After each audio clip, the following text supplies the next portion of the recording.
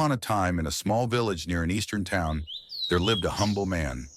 One day he purchased some cattle from a nearby village and brought them home, feeling proud and content.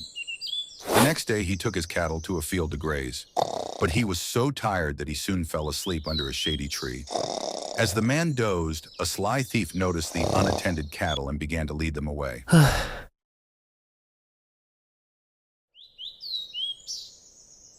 Moments later, the man awoke, and to his shock, his cattle were gone.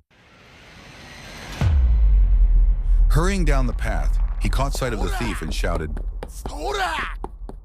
Stop! Where are you taking my cattle? The thief sneered. These are my cattle, and I'm taking them wherever Why?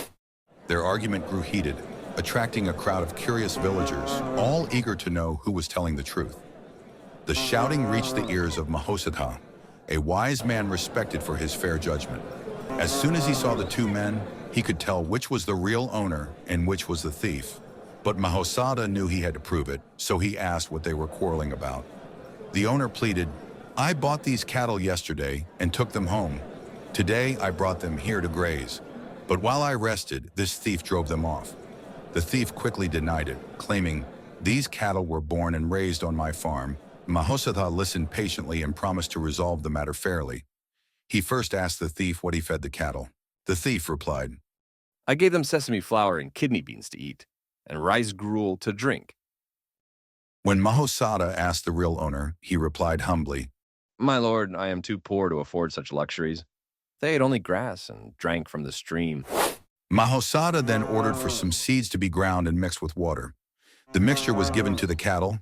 Soon after, the cattle began to vomit, revealing only grass inside their stomachs. Mahosadha showed this to everyone and asked the thief to explain himself. The thief, realizing he'd been exposed, confessed his crime and apologized to the owner. With kindness, Mahosadha forgave the thief, advising him to walk the path of honesty, and established him in the 5 precepts. Later, a servant reported the incident to the king, asking if Mahosadha should be summoned to the palace. But the king's advisor, Sanaka, dismissed it, saying, It was a simple case, Your Majesty. Anyone could have judged it. The king, however, remained curious and asked his servant to continue watching Mahosadha. The servant did so and witnessed more of Mahosadha's wise judgments, reporting each one to the king, while Sanaka continued to object.